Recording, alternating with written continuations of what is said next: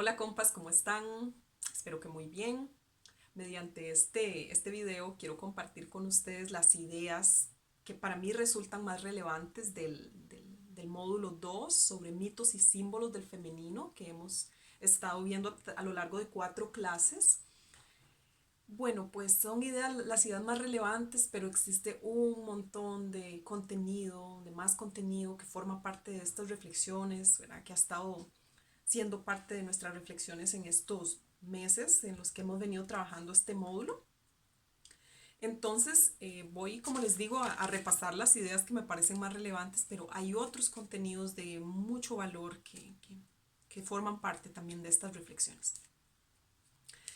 Entonces, lo primero que vimos fue cómo existe un fundamento emocional en lo que pensamos. Hay un emocionar, en palabras de Maturana, hay un emocionar que fundamenta lo humano, ¿uh? Tanto en el sentido de lo que pensamos como de lo que actuamos. Hay un fundamento emocional. Allí, junto con Maturana, vimos otra hipótesis, una hipótesis sobre el origen materno del lenguaje, es decir, tanto en la ontogénesis de la niñez, es decir, ese momento frágil en que los humanos somos altamente dependientes de para nuestra existencia, ¿verdad? Un ser humano es dependiente como hasta los 7, 8 años. Antes de eso puede morir en cualquier momento, si se le deja, si se le deja, ¿verdad? Entonces somos muy dependientes como mamíferos. Y entonces existe en ese momento, ¿verdad? De la niñez, así como en el pasado arcaico, donde la madre era un centro primordial en la urdimbre, ¿verdad? Primigenia también de lo que hoy conocemos como humanidad. Entonces allí en ese nexo entre madre y cría se genera lo que se llama el protolenguaje materno. Es decir, ese primer balbuceo mutuo de la madre y la cría que permite una dinámica que entre ese emocionar, en palabras de Maturana, ese emocionar se va generando el lenguaje, de lo que primero son gestos, balbuceos, juegos. Emocionales de entre la madre y la cría y posterior se convierten con el paso del tiempo y de la experiencia humana en un metalenguaje, que es lo que conocemos ahora, que está cargado de palabras, de pensar y de símbolos. Pero existe un origen, según esta hipótesis, existe un origen relacionado con lo emocional también. Muy interesante hipótesis, la pueden buscar.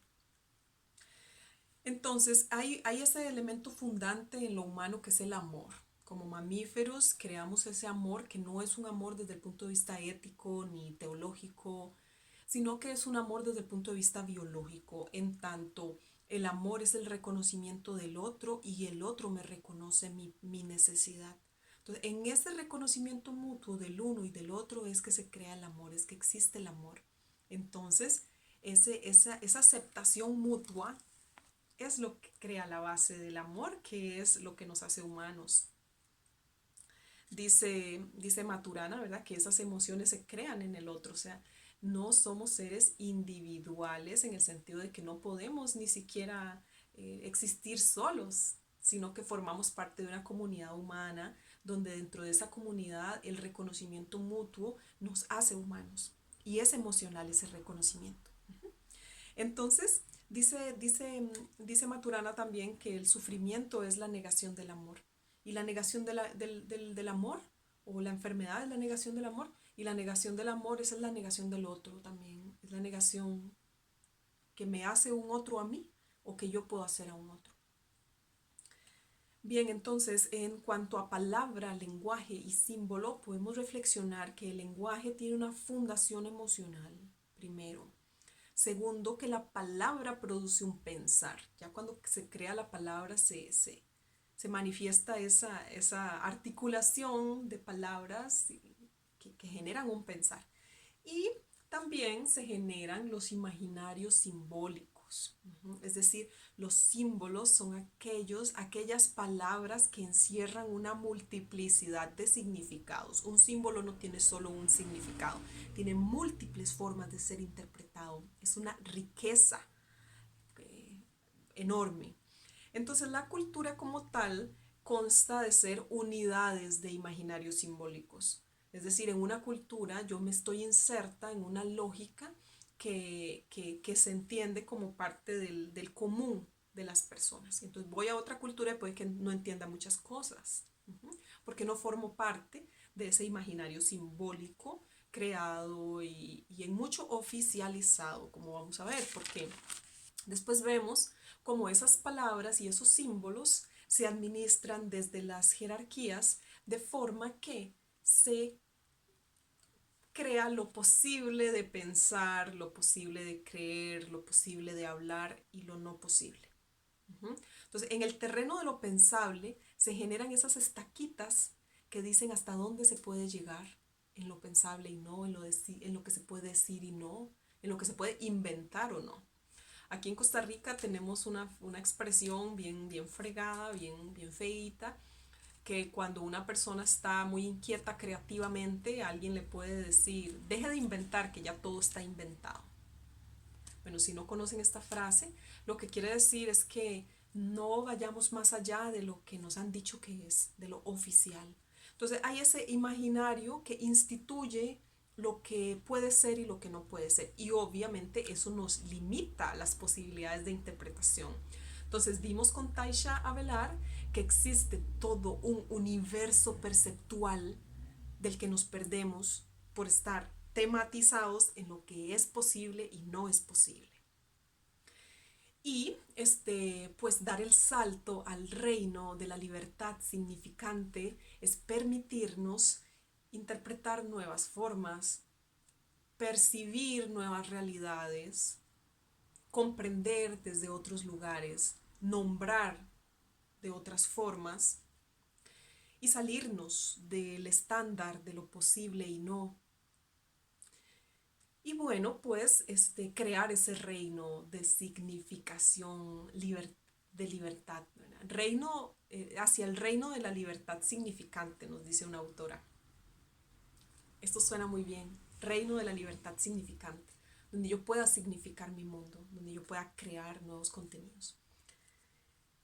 Bien, entonces ya entrando propiamente a lo mitológico, la primera pregunta ¿es posible comprender desde el corazón? ¿Solo la razón comprende? Bueno, para comprender los mitos, los cuentos, los lenguajes metafóricos, no podemos reducirnos a interpretar solo con la razón. No podemos reducirnos a la razón o a lo literal, porque es muy lamentable que tanto se ha aplanado la racionalidad humana y la negación de las interpretaciones intuitivas en la actualidad, que tomamos los lenguajes simbólicos literal. Y para obstruir un mito, o que un mito nos obstruya más bien nuestra creatividad, basta con tomarlo literal. El mito tiene su propia lógica, por eso se llama mitología, tiene una lógica mitológica. Existe una lógica donde la razón no puede llegar, la razón tiene un límite y después podemos interpretar con el mito, podemos interpretar con el símbolo, con el lenguaje mitológico. Mentira o verdad, ¿verdad? Nos han dicho eso, mito o verdad. Bueno, el mito no es una mentira. Nos han hecho creer también que el mito es un lenguaje propio de los pueblos llamados primitivos, o que es un lenguaje infantil que ahora la humanidad lo superó y ahora con la razón ya no tenemos imaginarios mitológicos. Y pues es falso, ¿verdad? La sociedad actual es tan mitológica como otras y es tan mitológica como las sociedades antiguas. Actualmente operan mitos, que es decir, relatos simbólicos que estructuran el comportamiento psicológicos. Entonces, el mito es más que todo eso, el mito es más. Pues el más reciente, el más importante mitólogo de nuestro tiempo, y eso que la mitología es un estudio más bien reciente, Joseph Campbell nos dice que los mitos son la posibilidad de conectar con la experiencia de la vida, de estar vivos. Escuchar un mito es la posibilidad de interpretación interna, no ya lo que yo pienso racionalmente, sino qué me interpela de forma interna, qué me dice ese relato sobre mi vida, sobre mi experiencia, sobre mi comportamiento, sobre mi ser más interno. Entonces, los mitos funcionan como un mapa interior de la experiencia. Entonces, experimento, pero experimento de forma interna. Y pues también los mitos nos enseñan que podemos volvernos hacia adentro y recibir mensajes de los símbolos. Entonces recordemos, los símbolos no tienen un solo significado, los símbolos tienen múltiples significados y por ende eh, también en el momento histórico, la cultura y demás, tiene nuevos elementos de interpretación. Entonces son muy vastos. Un símbolo tiene demasiado que decirnos. Por eso, para ti como para mí, puede ser distinta esa interpretación. Y es válida en tanto tu ser le da una nueva forma y el tuyo otra. A diferencia de cuando nos dicen, este símbolo significa esto y no vaya más allá, ni piense más allá, ni diga más allá. Esto es lo que significa, punto. ¿Okay? Ahí hay una obstrucción, ahí hay una limitación que no me permite acceder de forma directa desde mi experiencia particular, única y subjetiva con ese símbolo. Bien, también este otro autor nos habla de los mitos desde el punto de vista filosófico como la posibilidad de crear sentido. ¿Qué sentido tiene? Todo tiene sentido hasta el sinsentido, dice Jung. Entonces, la posibilidad de experimentar la existencia, como dice Campbell, o de crear sentido y conectar con el sentido de vida a la hora de implicarme en ese relato de forma subjetiva, personal, particular. Bien, sobre los símbolos propiamente del femenino, vimos cómo muchos de estos símbolos han viajado de forma oculta en la historia patriarcal porque se ha negado su expresión explícita.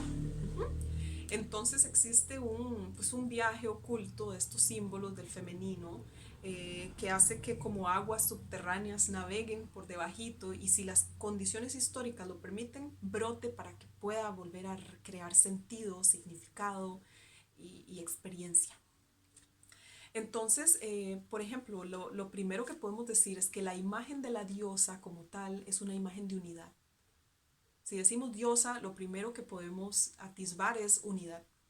Es esa forma de entender que la dinámica de la existencia es un todo contenido, donde todo se relaciona en mutualidad.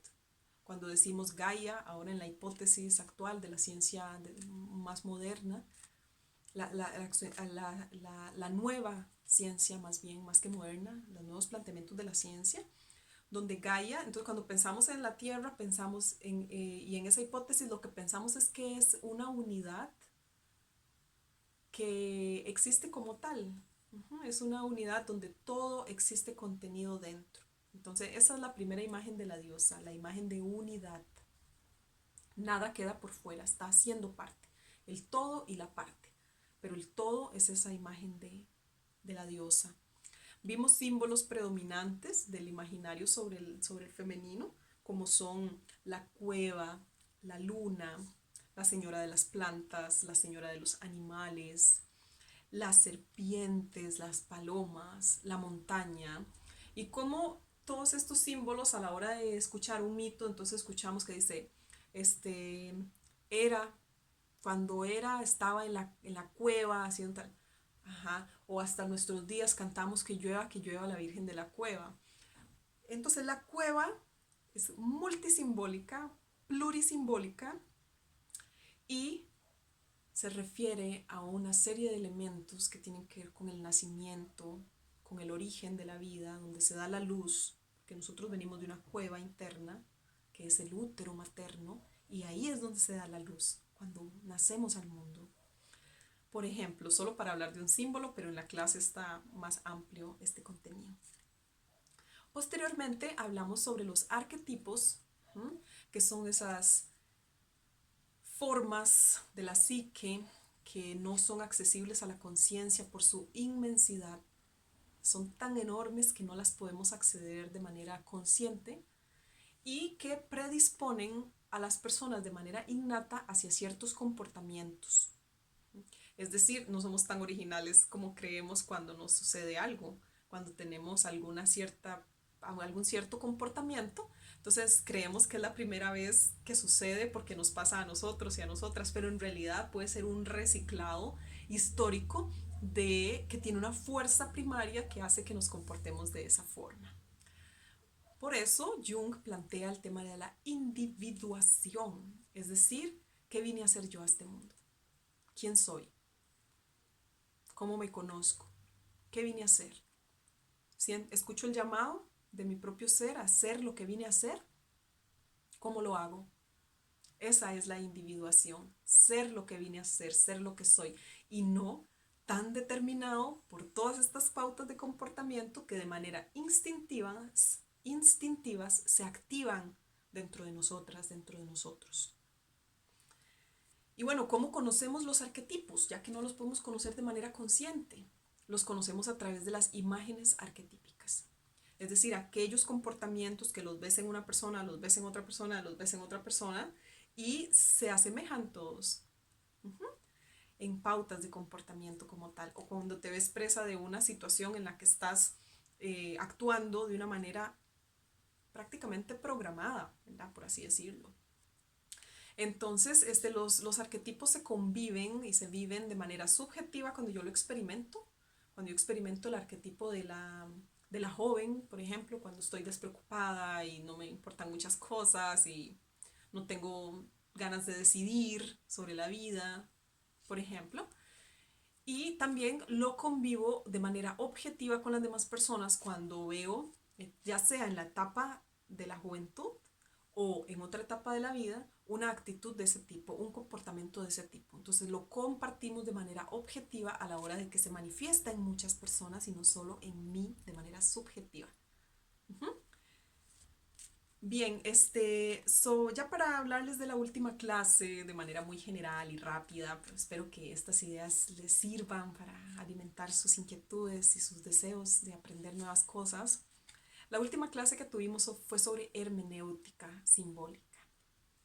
La vemos de último porque se relaciona incluso con la primera clase. Entonces, en la primera clase vimos todo ese fundamento emocional del pensar, del sentir, del crear desde ese lenguaje que simboliza el mundo. Ajá.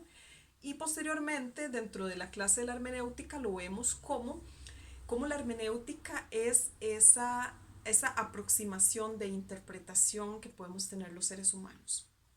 La importancia sobre la hermenéutica en el campo de la filosofía se da con lo que se desarrolla como llamado el giro lingüístico.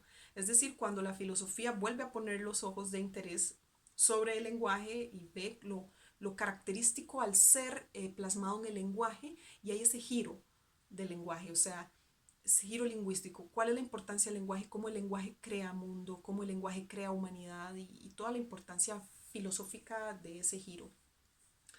Entonces la hermenéutica en una etapa histórica se presenta como una metodología, como un método de interpretar, tanto en el campo de la religión como en el campo de la literatura o la filología, y pues posterior también en el campo de la psicología y en el campo artístico es muy importante también la hermenéutica, y posterior ya revisada nuevamente por la filosofía trasciende el ser solo un método o una metodología y ahora se presenta como una fundación del ser también. O sea, los seres humanos interpretamos.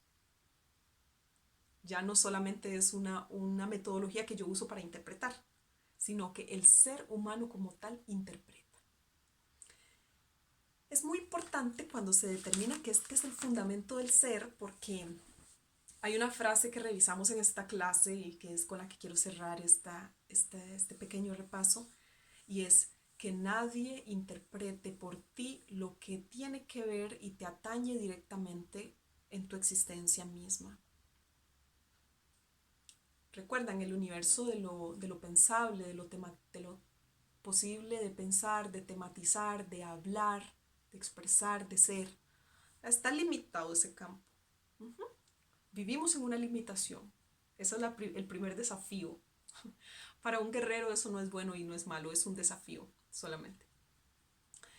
Y entonces, dar ese salto interpretativo es que nadie interprete por mí, sino que yo viaje al reino de la libertad significante y pueda dar mi interpretación, la que me sirve a mí, la que me orienta a mí, la que me hace bien a mí.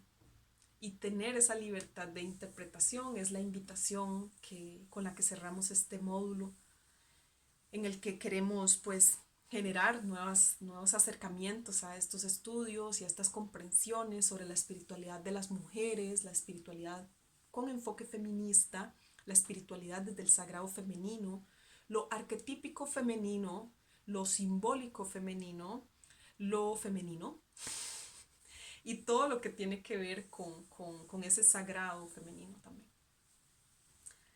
Bueno, de mi parte, gracias de nuevo por tanto compartido en este módulo. Espero que vamos a dar el salto al siguiente módulo, el próximo 2021, para que podamos seguir nutriéndonos de todo este conocimiento y que ojalá esa nutrición de ese conocimiento lo podamos encarnar, hacer carne en nuestra vida y así convertirlo en sabiduría y honrar uno de los aspectos más importantes del femenino, que es la sabiduría. Filosofía, amor a Sofía, amor a la sabiduría. Gracias infinitas por tanto.